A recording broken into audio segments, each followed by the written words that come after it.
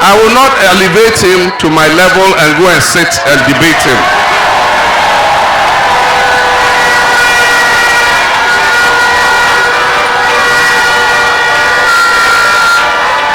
The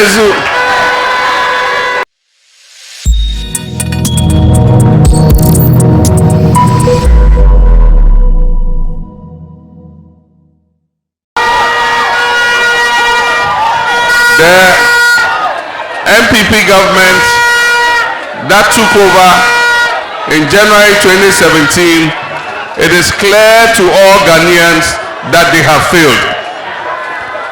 They have failed completely in all aspects of our progress and the society. But the worst failure is in the management of our economy. Today our economy is in a complete and total mess. But NDC has managed this country before. And NDC, when we manage the country, we don't shift blame onto other people. We take responsibility and we fix the challenges. And so one of the things I have said is that when we come into office, the first thing we're going to do in the 120-day program is that we're going to hold a national dialogue on the economy. And we're going to open the books for all of you to see the damage that MPP has done to this economy. They took a healthy and thriving economy from the NDC administration, and in 8 years they have destroyed it. The MPP qualified to write a book on how to destroy an economy in 8 years. It should be a standard textbook for all secondary schools and universities. That is the book Bawumia and Co. should be writing. That is the book Ken Ofori-Atta should be writing. That is the book Nana Addo should be writing. How to destroy a healthy economy in 8 years. It will be a bestseller. So when they go into opposition, they should go and write that book. They can be co-authors of that book. You know, this morning I woke up, I was looking through my messages, and I saw Nana Addo was asking me why I was refusing to accept to allow it. It's also taking part. Okay, what happened was a mouse just ran from under the dais and then made its way through the crowd. It's also part of the NDC, it's an NDC member, so he came to take part in the rally. Nana Addo was asking me why I'm refusing to debate Bawumia. You know, Bawumia doesn't deserve a debate. He is losing this election. I will not elevate him to my level and go and sit and debate him.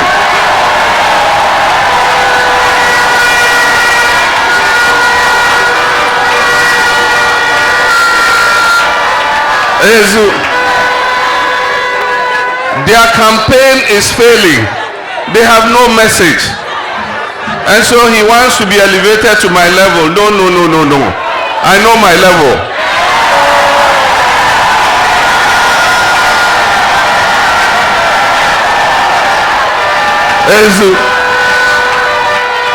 You see,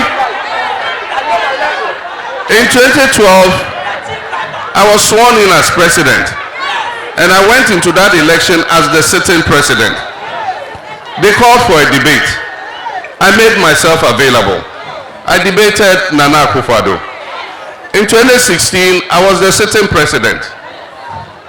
IEA organized the debate. I made myself available. Nana Addo refused to take part in the debate. In 2020, he was the sitting president. He refused to take part in a debate. But the one who responded to me when we made the call for the debate is the current flag bearer of the MPP, who is asking me for a debate. Has he forgotten what he said? That I should go to Sangma and go and debate the farmers of Sangma who don't have fertilizer. That I should go to Abosokai and go and debate the spare parts people who cannot buy dollar because dollar is 3 point something to 3 cedis point something to the dollar. He said I should go and debate the taxi drivers and the drivers who cannot buy petrol. This is the same Bawumia today asking me for a debate. As for him, the people he will debate are many. He should debate the nurses who are sitting at home who have not been posted.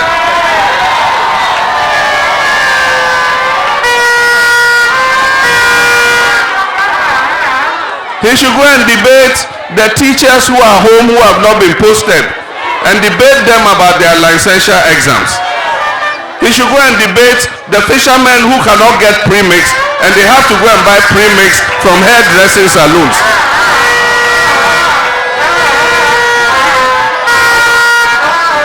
He should go and debate the unemployed youth who have finished school 4 years ago and till date cannot find work. Has he forgotten? That is what he told me. So today, why do you want to debate me? All the people you said I should go and debate, their situation is worse now than it was in 2016.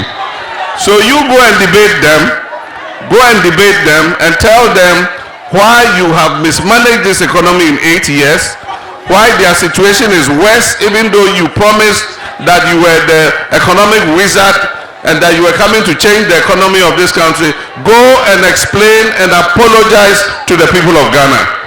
You owe the people of Ghana an apology, not a debate with me. Go and apologize to the people of Ghana. Don't come and debate with me. I'll not elevate you to my level. I know my level. We are winning this election.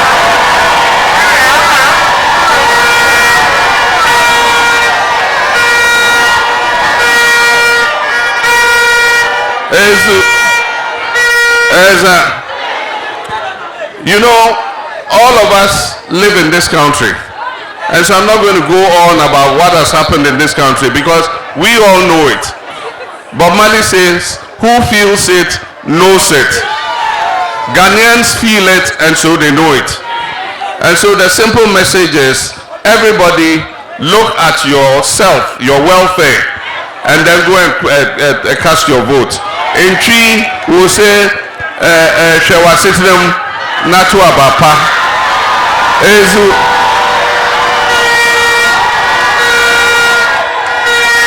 Inga,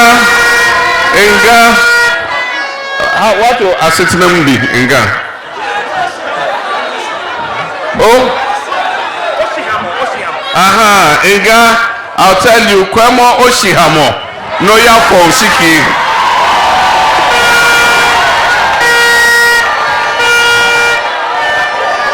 And I know that the majority of Ghanaians, if we do an introspection on the deterioration in the quality of our lives, we would want this government to be gone this very minute. And so the time has come to drive the elephant back into the bush.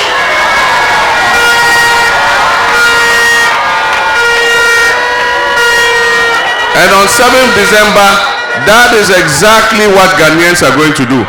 Let nobody deceive you.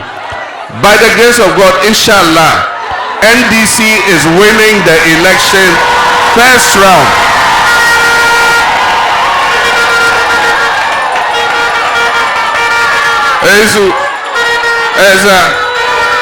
When a ruling government does an opinion poll survey and comes and tells you, oh, we are leading by a little, and it's likely to go into a second round, you know they've lost. There is no second round.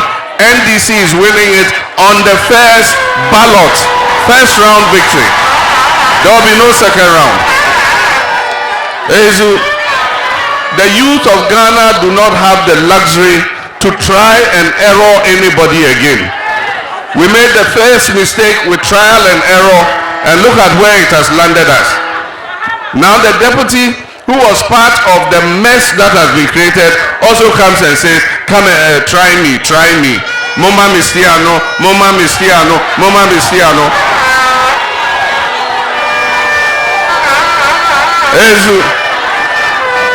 He is a driver's mate and he will remain a driver's mate.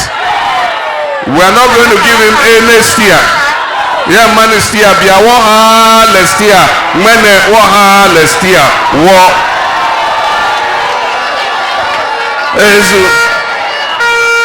I remember when I was Professor Mills's running mate. He moved along the whole shoreline of Ghana and met with the fishermen. And he asked them, what are your problems? And one of their major problems was the diversion of premix. And Professor Mills said, look, if God blesses and I become president, I'll solve this problem of premix. You can ask any fisherman. In the 8 years NDC was in power, did they have a problem with premix? The fishermen were receiving their premix on time. They formed landing beach committees. They were not political. They elected their own chief fishermen and the members of the landing beach committees. And we delivered the premix to them. And they shared it amongst the members. Today, the premix goes to political party executives, to the chairman, to their women's organizers. And so a fisherman has to go to a women's organizer who is a hairdresser to go and buy premix from her. I mean, what an insult.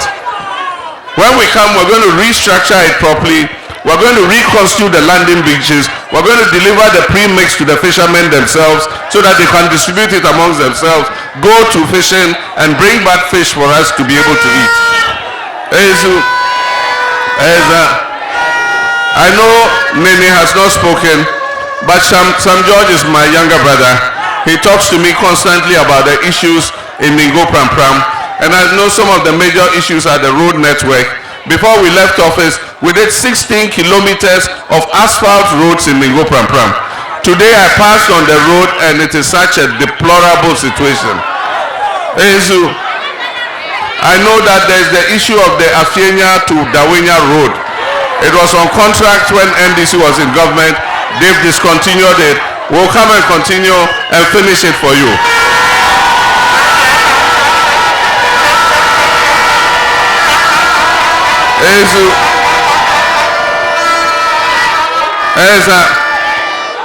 And you know, let me say something. It was NDC that started the Saglemi housing project. We consulted the people of Mingo Pram Pram before we started that project. After we left, this government has abandoned it. Recently, I hear they want to give it to private people. But the point I'm making to them is that if you are changing the status of that project from a government project to a private project, you need to discuss with the allodial owners of the land. And so, I know they haven't done that discussion. You cannot alienate that land by handing that project to a private company without the permission and discussion and negotiation with the allodial owners who are the Mingo people. And so when we come, we're going to review whatever you're doing there. That project belongs to the people of Ghana, and you cannot just hand it over to the private sector without going through the appropriate procedures. So that is a notice to them. Now, on 7th December, we would be required to vote. And I'm urging you, all you need to look for is to look for the umbrella symbol. For the umbrella symbol. Yes, we have captured the 8 so that nobody can break it. The 8 is with us, so nobody is breaking any 8. But when you go to vote, don't bother about counting up to 8. Just look for the umbrella symbol. Look for the umbrella symbol. Raise it. It will be in these colors: red, white, green, and black. Those are the NDC colors. So just look for this symbol and then put your thumbprint next to it.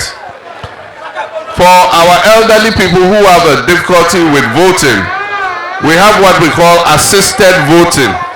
It means that they can go with somebody they trust to help them, show them how to vote. And so for our old ladies and old men and first-time voters who are not sure how to vote, please, that morning when you're going to vote, go with them and tell the presiding officer they want assisted voting, and they will allow you to go into the polling booth with them and help them to put their thumbprint properly. Now remember this, when you put your thumbprint on the ballot paper, and the ballot paper would look something like this, and you see the akateria here. It's very little, but you can see it. So you put your thumbprint in the box next to the akateria. You put it in the box next to the umbrella. Now thumbprint sideways, don't thumbprint like this. If you thumbprint like this, it's possible that it might cross one of the lines, and if your thumbprint crosses the line, they'll take it as a rejected ballot. So turn your thumb like this and thumbprint it from this direction like this. And so when you thumbprint it, leave the ballot paper on the table, don't touch it again. Take a rag or the tissue, it will be there, and clean your thumb till it's dry before you touch the ballot paper again. Because if you don't clean your thumb and the ink is still wet on your thumb, if you hold the paper to fold it, it will touch another place, and once they see two thumbprints, your vote is a rejected ballot. So clean your hand nicely, make it dry, and then you fold the ballot paper lengthwise. It means long, not short. So don't fold it like this. You fold it lengthwise like this. The reason is that if this ink is not dry, if you fold it like this, the ink will go and touch another place, and again they'll say your vote is rejected. But if you fold it like this, if it will touch anywhere, it will touch my face.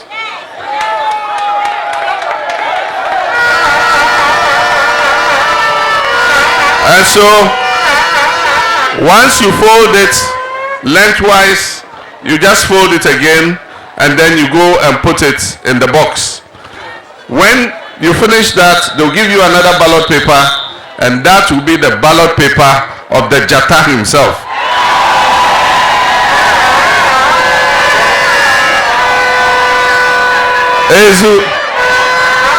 Again, don't look for the picture, don't look for number 8, look for the akateria, and then you repeat exactly what I told you.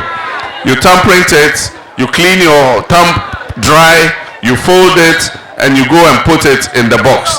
Once you do that, you've done your work and you finished. We are not supporting any independent, I don't know any independent candidate. So nobody should waste his vote.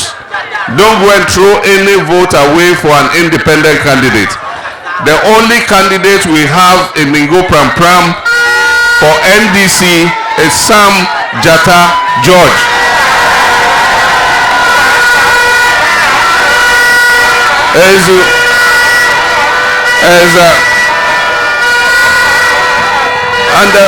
And the people of Ningo Pram Pram, you have a very wealthy son as your MP. There's nowhere in this country, if you go and say, oh, I'm from Ningo Pram Pram, the next word you hear is, oh, Sam George's constituency. Your name is all over the country because you have a member of parliament who represents you effectively.